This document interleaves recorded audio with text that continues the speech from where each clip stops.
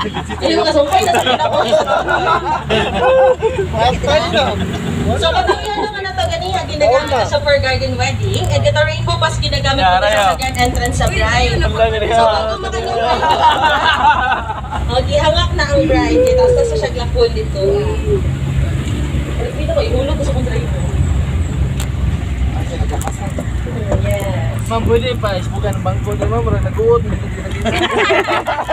Nagtuhod. Isa kayo sir ha. Di ba ko di pang American size sa mga sir? American size. Ma'am, pila ni ka-hectare tanan, ma'am? Pwede na na ito. So yan, di ba?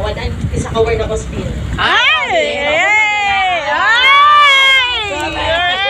Go, go, go, go, go, go. And now po we're entering supposed to be the private area of the resort. So we call it po Shangri-La.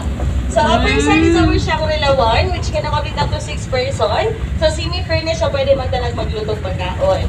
So kanyung mga Shangri-Las ma'am, sa gina-offer lang namon ni if ever, fully book ang mga rooms o pag wala din yung mga tag-iya. Executive rooms na siya po rest house sa tag-iya sa resort. So upper side again is our Shangri-La 2, which can accommodate up to 25 person for 25,000 din po siya. Barato lang no? 1,000 per head, wala pa ilabot ang pagkaon dito kay kamabaman ng magdala. On that side po, we have cacao trees, kikeo in English. Masosal from cacao to kikeo. So napot with guava trees, na wala ginagamit naman fermented guava jam, so pure good siya. Walang halong chemical. Pureless. Yeah, pure. Ay, pureless. So kanina nasa tubangan nga punuan ni Santol na siya, variety of Bangkok, atong dagko na Santol. So gitawag din siya na Bangkok because it's popular in Bangkok, Thailand po. Wow. And now po we're going through the second phase of our mangosteen orchard. Mangosteen or Garcinia mangostana, which is often used as herbal medicine. And mangosteen po known for its sweet and sour taste. And mangosteen seedlings takes 8 to 15 years before they can bear fruit. But even trees as old as 100 years po can still be productive. So ma'am, sir, if ever na plano ng mangosteen orchard, samtang bata-bata pa, magtanong na natag-inay-inay, para ma-after medyo na ito makabunga, mas isa lang kabuo. Absolutely.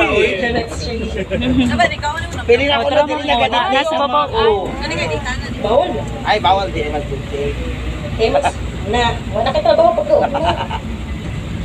So, ang season sa mangosteen is August to October. So, karon season na siya sa mangosteen. Tapos barato ay, murag mo barato ng mangosteen. Ang isa pa yung nag-aagyan na yung tulay ng niko. Trail na siya po. Ay, trail. Ay, okay. So, Wow. additional payment for the tour guide. Dili. Ay, ako mag-tour guide mo. Pero pag hindi siya mag-tour guide, mamukha mo lang, okay na siya. Wow, di kagawa sa nito. Baka nagianan dira ang side. Mountain trail, gihapon na siya. Kung gusto niyo kapoy-kapoy yung kinabuhi, pwede na doon gaya na siya. Pero pag mag-mountain trail mo nga, sir, kaya careful lang ka sa bitin o sa bayawa. Anak kami sa bitin, ma. Ay, anak lang mo Oh, sa our bitin. friends are some.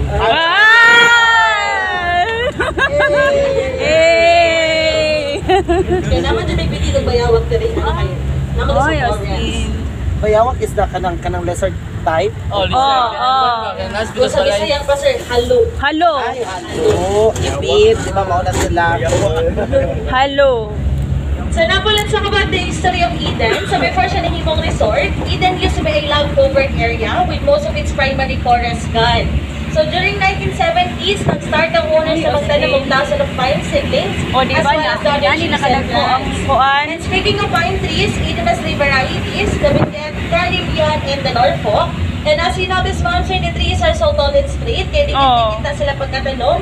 And ang sunlight nila makuha every day, hindi siya enough bang taas na kayo na sila. And those white spots naman po na makita nyo sa mga kalga na puti-puti dira ha, it is called lichens. Nag-indicate na siya that the area is not polluted po. Pero kung sa taon na siya, up na siya, pero taon siya up polluted yun to. Huwag huwag yun ang up-up.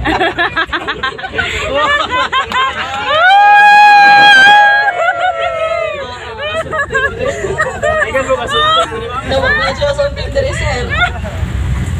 Then mostly ang that's it po na gano'y marang, yun sa kanang marang pagmamunga na siya din na makuha ang tawag sa kata sa kahoy. So nagkakaon na po is unggoy. Yes ma'am, say nagin may unggoy na diha, but if ever gusto makita karon, ano lang sa misong katapan? Ayan! Ay, hindi siya makonsider. Okay! Ma'am,